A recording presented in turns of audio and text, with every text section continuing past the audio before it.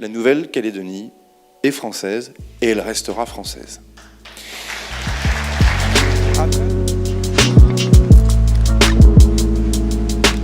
Membre du bureau, la Nouvelle-Calédonie traverse des heures sombres qui rappellent à tous de terribles souvenirs. Je suis une Française du Pacifique, une Calédonienne d'origine wallisienne.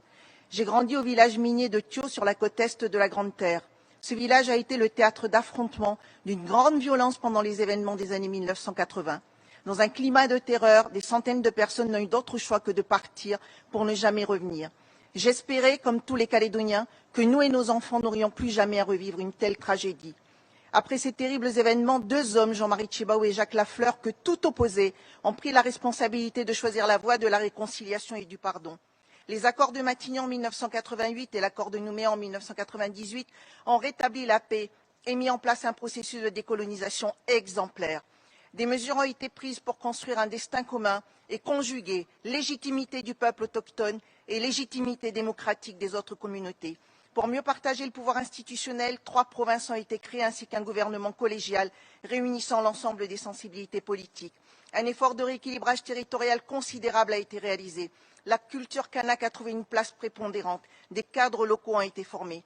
Aujourd'hui, les indépendantistes dirigent 4 institutions sur 5. Ces quelques exemples montrent bien le chemin accompli et l'énergie déployée au service du destin commun.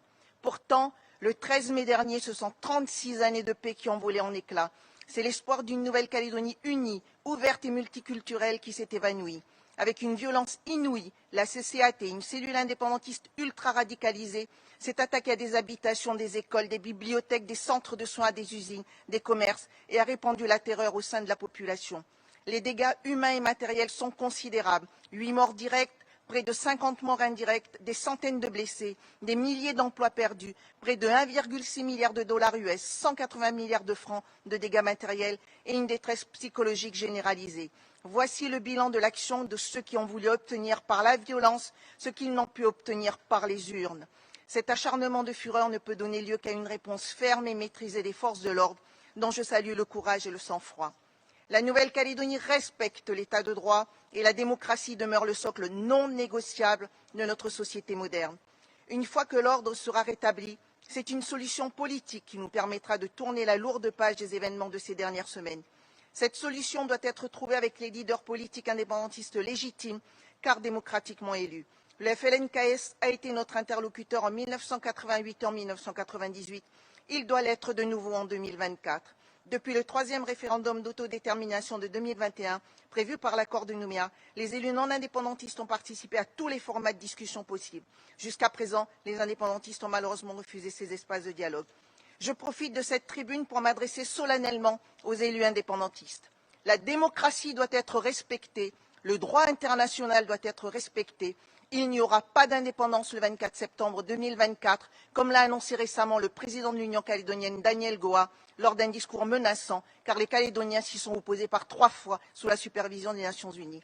Il est donc indispensable que l'ensemble des forces politiques indépendantistes légitimes se désolidarisent des actions terroristes de la CCAT et prennent la responsabilité de nous rejoindre à la table des discussions. Ensemble, tâchons de nous hisser à la hauteur de l'histoire pour trouver, comme nos aînés, la voie de la paix et de la coexistence sur notre archipel du Pacifique. Les Calédoniens, quelles que soient leurs origines, n'ont d'autre choix que de partager cette terre et de bâtir tous ensemble la Calédonie de demain. Je vous remercie. La parole à M. Jean-Pierre Tchoui. Je l'invite à prendre place à la table des pétitionnaires et à s'adresser au comité. Je vous en prie. Merci Madame la Présidente. Merci au comité spécial de la décolonisation de me permettre aujourd'hui, en tant que jeune Kanak, de pouvoir exprimer mon inquiétude quant à la situation qui traverse mon pays, la Kanaky Nouvelle-Calédonie. Le 13 mai 2024, l'Assemblée nationale française votait le rétablissement du droit de vote à tout immigrant français présent avec 10 ans de résidence ou à venir aux élections. Cette action est directement contraire à l'irréversibilité constitutionnelle de l'accord de Nouméa qui représente la parole donnée et également contraire à la résolution de l'Assemblée générale, particulièrement la résolution 35-118 du 10 décembre 1980, annexe point 8. Dans la même nuit, une insurrection populaire kanak éclatait. Nous sommes au 22e jour de cette insurrection. L'aéroport est fermé et l'armée en a pris le contrôle. La France a proclamé l'état d'urgence pour 12 jours. Nombre de libertés publiques ont été suspendues, notamment le réseau social TikTok, et d'autres libertés le sont toujours, le couvre-feu à 18 h. La seule réponse de la France est la répression. Le président de la République qui s'est rendu sur place une journée n'a rien concédé sur le fond, sinon du temps. Le bureau politique du FLNKS lui demande de s'engager publiquement à renoncer à cette réforme pour ouvrir des discussions. La revendication politique avec la crainte de la noyade démographique des Kanaks par les immigrants français a tourné en insurrection populaire. C'est clairement un conflit colonial sur fond identitaire avec le drapeau kanak et c'est tout un peuple qui s'est levé. Nos jeunes, sortant des consignes, ont attaqué et pillé les commerces qui sont pour eux une source de frustration majeure, mais aussi nombre de bâtiments publics. On ne peut pas comprendre les destructions des bâtiments publics si on n'intègre pas la dimension anti-française et le mal-être sociétal d'une jeunesse sans cesse dévalorisée dans le contexte colonial. Il s'agit d'un mouvement mixte, à la fois une insurrection nationale kanak contre la France et une révolte de la jeunesse contre ses conditions d'existence. L'État français, s'appuyant sur les colons, voulait faire sans les Kanaks.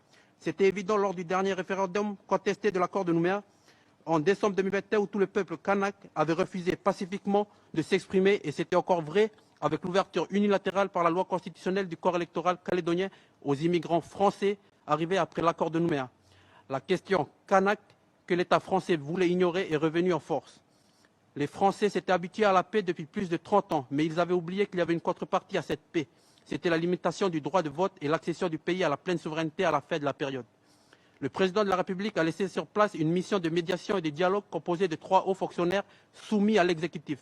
Il faudrait que cette mission soit ouverte à des personnalités indépendantes issues du fer de lance mélanésien, du Forum des îles du Pacifique et de l'ONU. Les propositions indépendantistes pour une sortie de crise sont connues. Elles ont été faites au gouvernement français avant le déclenchement des troubles. Il les a refusées.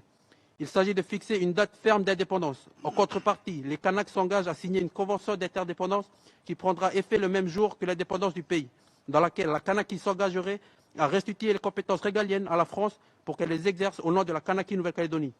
Ces conventions ont une nature mixte, à la fois accord international entre 2 États souverains et inscrites dans la Constitution des 2 pays. L'inscription au titre 14 de la Constitution française donnerait la garantie d'un lien fort avec la France aux non-indépendantistes, ces Français de Nouvelle-Calédonie. La Nouvelle-Calédonie rejoindrait ainsi le statut d'État associé dont ont bénéficié la plupart des îles anglo-saxonnes indépendantes du Pacifique Sud. Nous attendons de l'Assemblée générale un soutien actif dans la contestation du 3e référendum, dans la décolonisation de Kanaki et dans la médiation pour un retour au dialogue. Merci. Excellence, membre du bureau. Depuis maintenant 3 semaines, la vérité et les projets des indépendantistes éclatent au grand jour. L'économie est à terre, le nickel à bout de souffle. Notre système de santé vit ses dernières heures. Écoles, lieux de culte et culturels sont saccagés et sur les barrages, des citoyens sans défense sont rackettés. On ne compte plus les heures d'attente dans les derniers commerces épargnés, protégés par des employés qui tiennent, comme ils peuvent, de sauver leur outil de travail. Les étals sont vides, le pain, le lait, la farine sont rationnés comme en temps de guerre. À la fin du mois, beaucoup ne percevront pas un salaire et 7000 Calédoniens ont d'ores et déjà perdu leur emploi. À la stupeur des premiers instants, Nouméa et son agglomération sont prises d'assaut et assiégées par les miliciens indépendantistes de la CCAT. Dans les autres quartiers, ils font exploser des bonbonnes de gaz, érigent des barrages de voitures calcinées, consomment alcool et substances illicites. La nuit est rythmée par les détonations, les cris, les insultes racistes et les intimidations. Alors oui, les citoyens s'organisent pour se protéger, protéger leur famille, pour protéger le travail de toute une vie. Voilà comment 30 ans d'accords, de discussions, de consensus sont en une nuit balayés d'un revers de la main et réduits en cendres. Le discours du président de l'Union calédonienne tenu ce week-end est clair. L'indépendance en septembre 2024 et rien d'autre. L'indépendance au prix de la démocratie, parce que je vous le dis ici, ce que les Calédoniens ont vécu les premières heures de ce 13 mai dernier, ce n'est ni plus ni moins qu'un coup d'État. Ils ont tenté de prendre par la force ce qu'ils n'ont pu obtenir par les urnes. Le dégel du corps électoral n'aura été qu'un prétexte. Un prétexte pour tenir et alimenter un discours haineux et enrôler une jeunesse maintenue dans l'ignorance. Un prétexte pour finaliser ce qui est entrepris depuis quelques années maintenant, obliger ceux qui n'adhèrent pas au projet d'indépendance à partir, et ce même s'ils sont nés en Calédonie ou s'ils se sentent calédoniens. Un prétexte, enfin, pour ne pas accepter leur échec au terme de l'accord de Nouméa, malgré le temps et tous les moyens humains et financiers nécessaires qui ont été mis en œuvre. Devant cette honorable Assemblée, je le dis sans détour, après 3 référendums, les Calédoniens ont rejeté le projet d'indépendance, mais pas celui de vivre avec les Kanaks. En Nouvelle-Calédonie, votre Assemblée est utilisée comme caution morale par le président de la frange radicale des indépendantistes pour justifier leur combat politique et les exactions de ces dernières semaines. Et je n'ose croire que l'Organisation des Nations Unies ainsi que ce respectable comité puissent se sentir solidaires de cette situation qui endeuille notre pays. J'interpelle ici cette Assemblée, dont les fondements résident dans la défense même de la démocratie. Je rappelle humblement que le droit à l'autodétermination des peuples ne peut être mis de manière violente et non démocratique, auquel cas cela viendrait à renier jusqu'aux principes fondamentaux de la Charte des Nations Unies et rendre cette démarche d'autodétermination illégitime. La Nouvelle-Calédonie est une nouvelle fois de plus marquée dans sa chair, mais dans tout ce chaos organisé, des voix s'élèvent des deux côtés pour qu'il soit mis fin à cette escalade de violence. Nos parents ont fait le choix du vivre ensemble, nous en sommes le résultat, nos enfants la concrétisation. Et même si la confiance semble aujourd'hui altérée, la volonté de construire ensemble est bien présente. Seul un futur accord politique nous permettra à tous, et en responsabilité, d'engager le chemin de la reconstruction. Et j'y crois profondément. J'invite mes collègues indépendantistes à y prendre part, à revenir à la table des discussions, à nous parler et à construire ensemble notre pays. Je vous remercie. À Monsieur François Roux. I now invite Mr. J'invite Monsieur François Roux à prendre place à la table des pétitionnaires et à s'adresser au comité. Je vous en prie, monsieur. Excellence, Madame la Présidente, je pense en cet instant à Nelson Mandela. Le possible paraît impossible jusqu'à ce qu'il se réalise. Comme avocat, j'accompagne mes frères et sœurs kanaks depuis plus de 40 ans. Avec mes confrères, nous sommes intervenus tout au long des années noires depuis 1984. Vous connaissez ces tragédies, vous connaissez le nom des morts, Pierre Declercq, Éloi Machereau, Marcel Nonaro, les 10 de Tiendanit, les 19 d'Ouvéa, Djoubeli Wea, Jean-Marie Tchibaou, Yewene, etc., etc. Leurs esprits nous accompagnent ici. J'ai participé comme conseil aux accords de Matignon et de Nouméa. Nous avions cru que nous étions sur la trajectoire de l'indépendance du peuple dominé. Hélas, malgré toutes les alertes, y compris celles d'anciens premiers ministres, le gouvernement français actuel a voulu passer en force, d'abord en maintenant le 3e référendum, alors que le peuple kanak était en deuil à cause du Covid, ensuite en voulant dégeler le corps électoral fixé par l'accord de Nouméa. Il était évident que cela allait déclencher une légitime révolte kanak.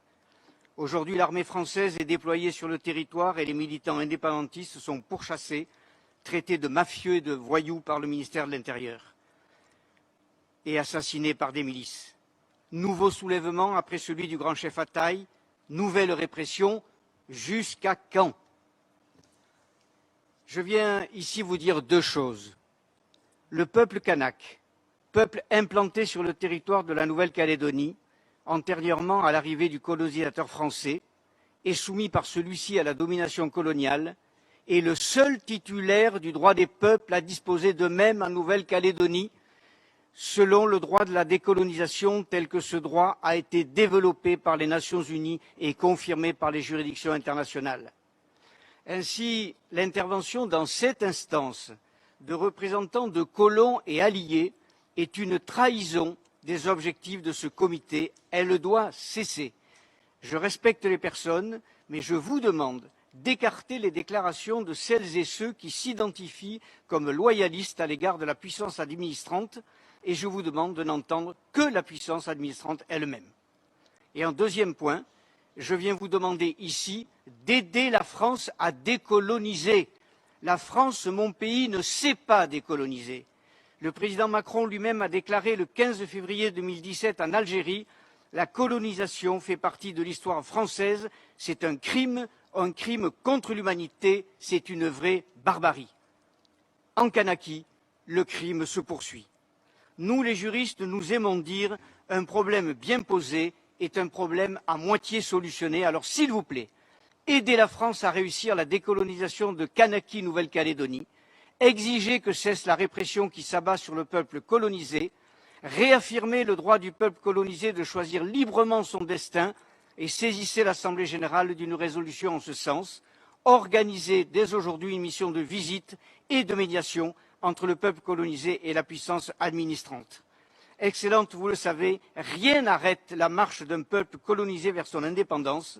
En ce jour historique, vous, comité de décolonisation, avez dans vos mains la paix ou la guerre en Nouvelle-Calédonie. Que choisissez-vous? Je vous remercie. Ils s'enlisent dans une crise comme elle n'en avait pas connue depuis 40 ans.